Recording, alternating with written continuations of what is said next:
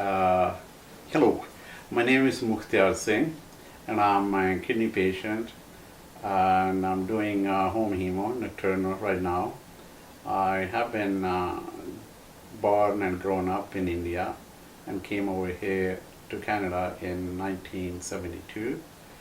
And I worked in a factory for a few years, and then went back to school, University of Manitoba, and finished my degree in 1980 and worked with the university till I got sick and I had to take disability. Uh, and I was fairly good, my weight was good. I was exercising regularly, taking care of my diet. About my family life, I'm married and with two children. They're both grown up now, but they were very young, both at school when I first diagnosed with kidney failure.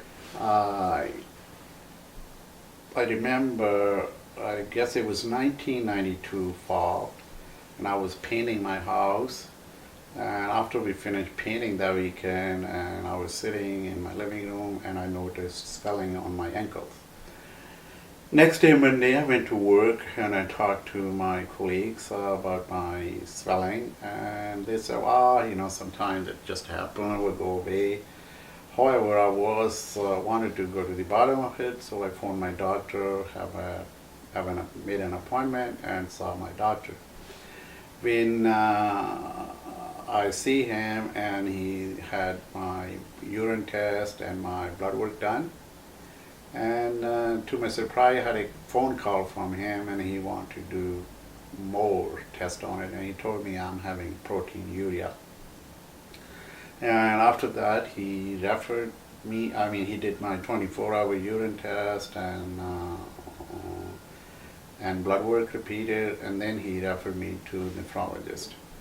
And I think it took me a month or so to see the nephrologist. At that time, my kidney function was normal. I think creatinine was below 100, and however, they found some red blood cells in my urine. From then on, I was followed by Dr. Fleming, the nephrologist at St. Boniface Hospital. He ordered a biopsy for my kidney to make sure what it is. So to his I think whatever he guessed was right. It was nephrotic syndrome. I was confirmed with the biopsy. And after that, that was a big shocker to me, and I asked him, what's my prognosis? And my wife was with me in that appointment, and he told me, usually 30% people get cured, the other 30 get a kidney failure, the other 30 just live like this. And however, I followed him for next 3 years. And after that, I think I was ordered another biopsy. It was 95, sometime later part of 95, I think it was December. And then my kidney function took a nosedive. And in March 96, I had a kidney failure. And then I had to go on dialysis. They had to put a central line in me in emergency, and I started hemodialysis. And in later part of 95, in my 1995, when my kidney function was taking a nosedive, I was called into a clinic where I saw a nurse, a doctor, of course, and a pharmacist. And at that time, and I also saw a social worker. And at that clinic, they showed me two modalities of dialysis, hemodialysis. They took me upstairs to the hemodialysis floor, and they saw how it's done. And then they also talked about the peritoneal PD modality, and that was it. And I was going, I think, every month till I had a kidney failure in March of 1996. Kidney failure took place on long weekend in March. I believe it was the Good Friday and Easter Monday weekend, and I was home, and I was feeling lethargic, very tired. And on Monday I went to work, and I can't keep my eyes open. Phoned my wife.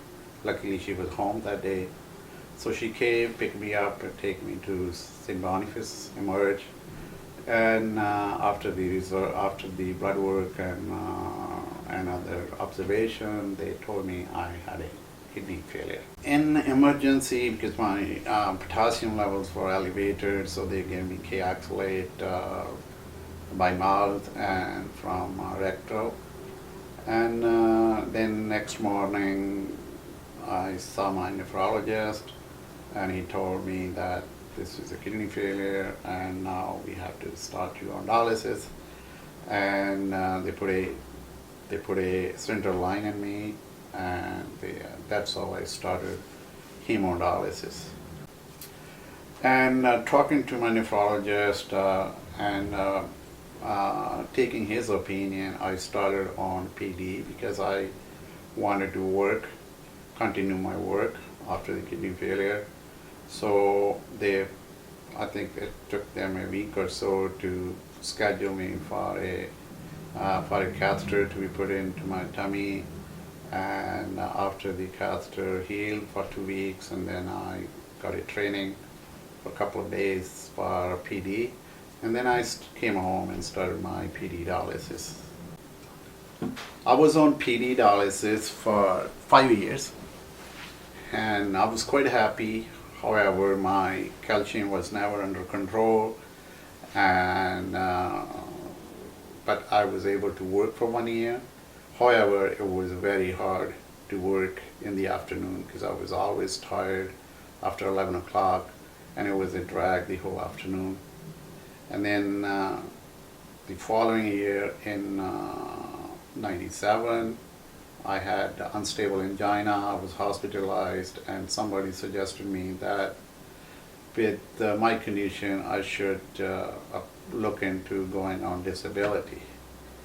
And I applied. I was still on sick leave, and I thought about it. Disability was 60% of my wages, family was young, and 40% cut in pay was a shocker. And then we thought about it. I thought about it for a week or so, then did all the calculations, and then I decided that it's better to take 60% now and spend time with the family rather than work full time and die younger or earlier. So with that thought in mind, I decided to take disability. And I'm on disability since 1997. When I was diagnosed with proteinuria, I was put on salt-free diet, and I was on it for a couple of years. It was very hard, however, I managed it. And after kidney failure, the diet became a little more strict. I can't eat anything high in potassium. I can't eat anything high in phosphate. So that takes out milk. That will take out most of these root vegetables, most of the fruits. And luckily, when I was on PD, I was not on fluid restriction. However, when I talk about my hemodialysis experiences, I will talk about the full fluid restrictions which you had to follow.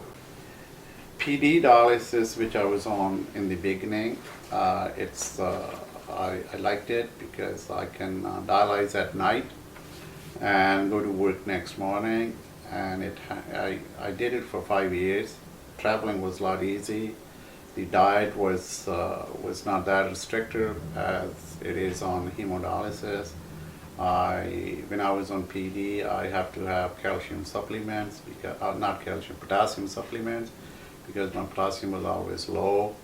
However, my calcium was always, my phosphate was always not under control, and that was a struggle all the time. I tried to do everything I can, reduce all the high phosphate food items, and my phosphate keep going up and up. About transplant, they don't talk to me about transplant. However, I brought that up with with my nephrologist, and he told me that they will not give it to me because I developed a heart disease, and because of the heart disease, he told me that the interjection drugs you take after a transplant are more cardiotoxic. Some people who don't have even heart disease, they will develop heart disease with those pills. So that's why they will not give it to you. However, he did refer me to transplant people, and they did refuse me after first interview. I was on hemodialysis with central line on in the beginning for a month, and after getting training on PD, how to do PD at home, I was moved at home, and I was doing my PD dialysis at home. And I did that for 5 years, and in the 5th year, my catheter started moving upwards, so it was hard to drain. So they decided for me to go to hemodialysis. As the time went by, when I was on PD, I was learning more and more about my blood work, what to look for, and on the basis of my blood work, I used to control my phosphate intakes, or as I told you, when I was on PD, my potassium was always low. So I had to eat fruits which are high in potassium, like bananas or oranges. And as the time went by, I trained myself more. I read more on kidney failure, dialysis, and the different requirements of diet. So I start more and more involving myself into decision making on my diet, on my medications, and even I had to sometimes have discussions with my dietitian and my doctor on these issues time to time. In 2001, I guess it was 2001,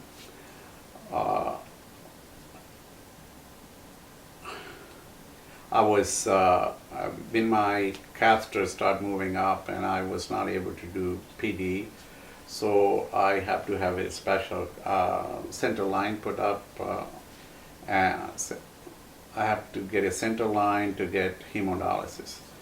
And when I was on hemodialysis, I was still not sure that I can go back to PD or stay on hemo, because my nephrologist wants to try a weighted catheter that's very popular in Europe. He told me that the catheter that has a weight on it. So the thinking behind it was that maybe that catheter will not keep moving up. So it took me about a year to decide that I want to stay on PD. The reason for that was because on PD, I think I said it wrong. It took me a year to stay on hemodialysis. The reason I decided to go on hemo, not go back to PD, was that I have 4 days free in a week. However, when you do PD, you have to do every day, 365 days a year. So it was kind of tiring, very labor intensive, and I decided to try hemodialysis. So I think after 7 or 8 months on it, I decided to have a fistula. I think after 1 year doing hemodialysis at St. Boniface Hospital, they moved me along with some other patients to Seven Oaks hemodialysis unit, because that unit, I think, was started that year or year before that. And I dialyzed over there till 2009. And when you are on hemodialysis, as I mentioned previously, the diet is totally different than on PD. Over here, you are on fluid restriction. They allow you to take 1 liter of fluid per day, and then you have to control your potassium. You can't eat potatoes, you can't eat carrots, so many other vegetables. Plus, they're all high potassium fruits. There are only few fruits you are able to eat, and plus, being from East Indian background, our diet is mainly from contains a lot of beans, and beans are high in potassium and phosphate, so they were no for me for the rest of my life, as long as I stay on hemodialysis. And however, there's some other experience. I mean, at Seven Oaks, I have a couple of other patients who used to compete with each other in the morning who has the least amount of fluid on them. And one of us was only a 3-hour patient, so she was the one who was put on at the end. All other patients were put on in the beginning, so she would go around and check on you that if you have light or not. So that actually helped us to keep our fluid down. And then also I developed a few techniques to stay, to keep my fluid under control. One of them was don't drink anything cold. Whenever I feel thirsty, I have to get up, boil a pot of water, then make myself tea. And tea being hot takes a long time to finish. Controlling fluids helps the patients a lot because, when during hemodialysis, the fluid is taken off your bloodstream, and it takes a while to equilibrate the fluid amount of your tissues within the bloodstream.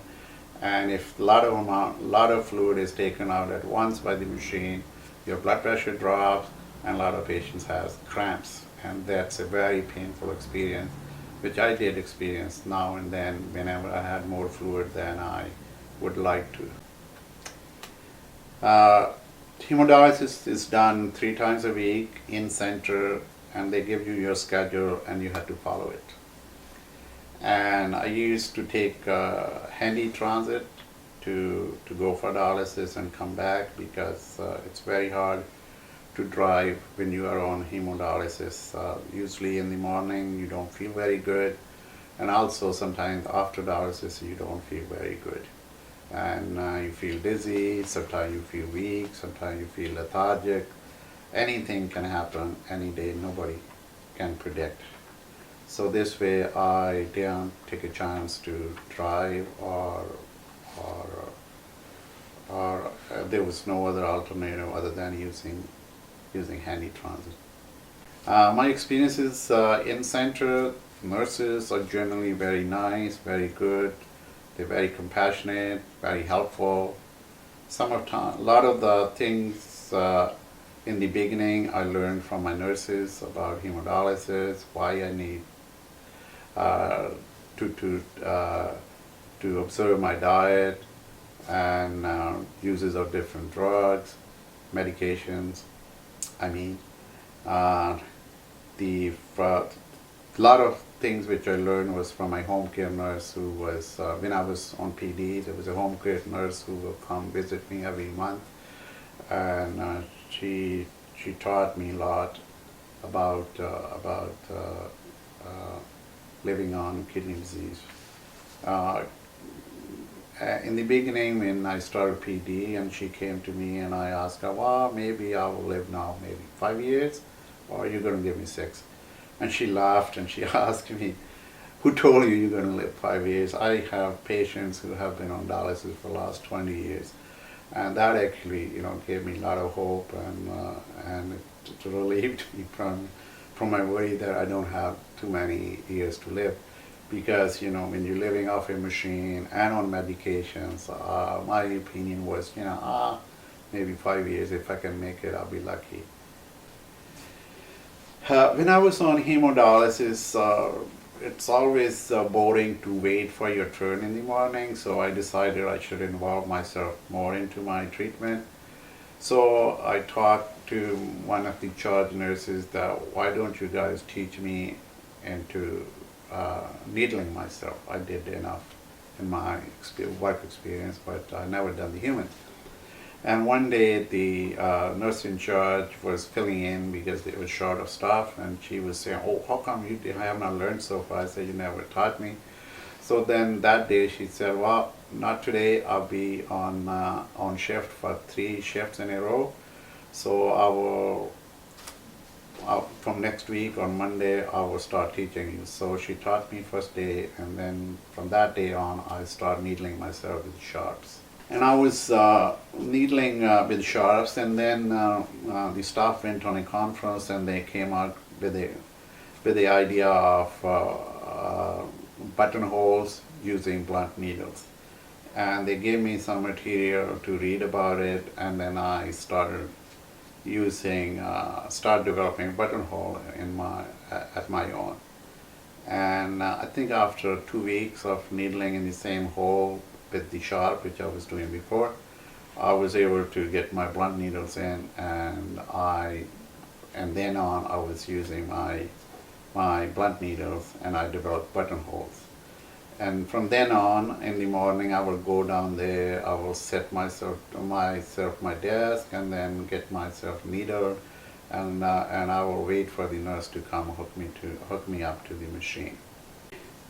During that time, I did read about it in literature, and also the internet was available by that time in 2005, 2006. That a lot of people were doing home hemo, the nocturnal, and there have been so much good written about it, and I start asking questions to the staff, and they said nobody does it over here.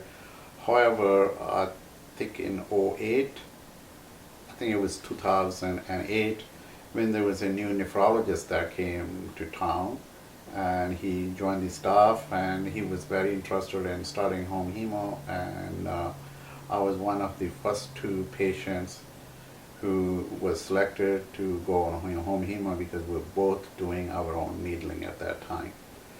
And he started a pilot project in 2009, so I got training for 2 months, and then I have been doing hemodialysis, home hemo, nocturnal home hemo at home since March 2009. The beauty about doing home hemo, nocturnal home hemo, is your phosphate levels are under control. Actually, we had to spike our dialysis with phosphates. So, and then your blood pressure is under control, and people come off blood pressure pills, and because you're doing dialysis every night, so fluid intake is not accumulated over two days, so you can have more fluid. In reality, I have to train myself to drink more fluid, because after so many years drinking so little, and it took me a while to change my habit to drink a little bit more fluid. The benefits of home hemodialysis is I don't have to travel to center. Nobody sets my schedule. I set my own schedule. I can do it whenever I want in my own at night. I can do tonight, or I can take tonight off and do tomorrow night. So actually I'm doing 5 nights a week, 7.5-hour treatments. And so this home hemo has given me more control on my treatment, which I always wanted. And it has the other benefits, as I said, like I can eat whatever I want, I can drink whatever I want and how much I want, and plus my phosphates are under control, and my blood pressure is better controlled. I came off my blood pressure pills, and I'm at my own. And the other thing, there's a payback with that too, because now you are responsible for your own health. So you have more responsibility. You have to order your own supplies. You have to clean your own machine. You have to set up your own machine. You have to strip it. So all those things are, I think, worth doing for the freedom I got to stay at home and do at my own. Before I was able to do nocturnal home hemo, I have to go through a 2-month training. And the training staff taught us every possible thing that can happen, and I don't think none of us two had any problem learning it in time, and we were able to go home after 2 months training. And before we can start doing the dialysis at home, there has to be some changes made at home because the machine uses special water, so there has to be a water cleaning system and plus the water treatment machine that supplies the water to the machine, so all those things has to be done. And plus the machine takes special power, so a special hydro outlet has to be installed before we can use that machine at home. So those are the few changes. Plus you have to have, in my case, I set up a room for my treatment, and plus I have to have some room to store my supplies for the month or 6 weeks, which I have to order regularly, and I have to be responsible that all supplies are ordered on time, so nothing runs out. When I decided to go on nocturnal home hemo program, I discussed it with my partner at home, and she agreed with it, and she also has to come to training for a couple of days to learn a few things which in case of emergency, which if she has to do, so she can do it. And now I think since I'm doing since last 2 years, it's going smooth, and there's more time I can spend at home and can get a few more things done around the house. Well, the hardest things which I had to deal with when I had a kidney failure was how I'd be able to send both children to university, which they wanted and also I wanted, and that was my biggest worry at that time. And as I mentioned previously, and I didn't know how much is the life expectancy after having a kidney failure, and from somehow to my mind it was not more than 5 years. So that was one of the biggest worries, leaving your young family behind. And the other things were, like diet. That was the other thing, you had to deal with it, and you had to live off a machine. The feeling of, if you don't have anything under your control, it's the machine that's controlling you. And if that machine is not there, I won't be able to live. So I was completely dependent on them, and plus my healthcare professionals. With the diet, I couldn't drink milk. That was my favorite thing, cold milk. And the other favorite thing in my diet was pizza, which was a no-no because of tomato sauce and cheese. Cheese is high in potassium and phosphates, and of course tomatoes are high in potassium. So that's the only thing I repented. However, my wife developed a few ways to make pizza where she don't have to use tomatoes in sauce, so she developed some other sauces. But still it didn't taste that good. The successes in this journey, one of them is I'm still alive and kicking in my 16th year of dialysis, which I never thought I would be that I will live that long. Plus I have been able to raise both kids, put them through university. They're both married and working, and they both have professional degrees. They're happy with their lives. So that was one of my worries, which I don't have to worry now. I have been able to control my diet fairly good, so I have been, doing good on dialysis. And plus this nocturnal home hemodialysis, there has been more and more studies coming out saying this is as good as a cadaver transplant outcome. So this I'm very happy that I have this choice. However, it was made available a lot later in my dialysis life or kidney failure life. I wish I had it when I had a kidney failure. I would have gladly chose this option, and maybe I have not have a lot of the side effects which I had developed over the last 15 years of dialysis or 13 years of hemo and PD dialysis.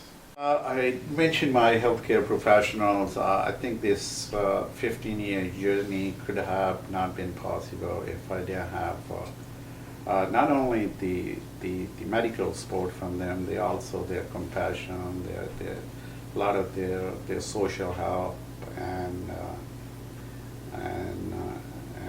it's very hard to mention all of them, but most of them know who they are.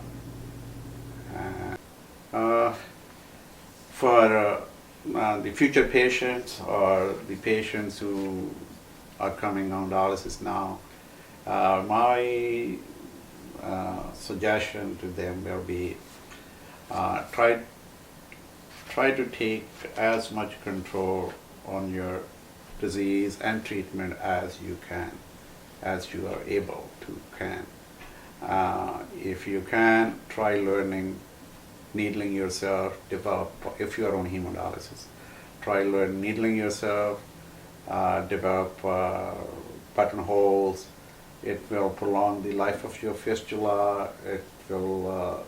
It's also static to your arm or wherever you have it, and if you can, try choosing nocturnal hemodialysis. You will not develop all the side effects which a lot of us had in the past when this option was not available, and then there are a lot less restriction on your diet if you are on home hemo, and the staff is wonderful down there who train you, and also the technical staff who help you to keep your machine running or machines running.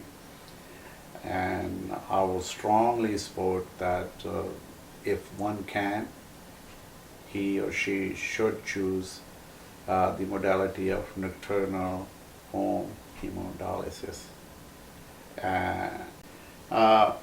At the end, what I want to say is, if the dialysis patient can take good care of his diet and very compliant with his medications, and exercise a bit, whatever he can. I know most of us are weak, chronically anemic, most of the time sick. Still, whatever we can, if we can do it, we can live for a long life on dialysis, as I have been able to do. In the beginning, I thought I may not live more than 5 years. Now it's my 16th year on dialysis, and I still hope to go for a little longer.